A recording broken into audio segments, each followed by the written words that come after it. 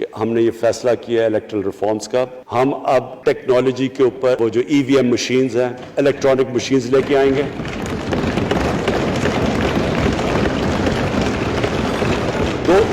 دو چیزیں کر رہے ہیں. اوورسیز پاکستانیز کے لیے آپ پورے لگے ہوئے ہیں کہ اوورسیز پاکستانیز بھی ووٹ ڈال سکیں, اور دوسری چیز الیکٹرانک مشینز لے کے آ رہے ہیں. اور کیونکہ یہ الیکٹرانک مشینز کے بغیر ہمیں الیکشنز نہیں کرنے چاہیے, نہیں تو جو ہارتا ہے وہ کہتا جی داندلی ہو گئی. ہم نے اس طرح کا سسٹم لے کے آ رہے ہیں کہ امریکہ کے اندر جب ڈونلڈ ٹرمپ نے کہا کہ الیکشن میں داندلی ہوئی ہے, سارے انہوں نے جب الیکشن کھولا تو ایک بھی وہ نہیں ثابت کر سکے داندلی ہوئی, کیونکہ الیکٹرانک مشینز تھی, ان کے پاس وہ سسٹم تھا. انشاءاللہ وہ سسٹم لے کے آ رہے ہیں تاکہ ہمیشہ کے لیے آگے سے یہ چیز ختم ہو جائے کہ جو ہارا تھا وہ ہار مانے گا, جو جیتے گا وہ جیت.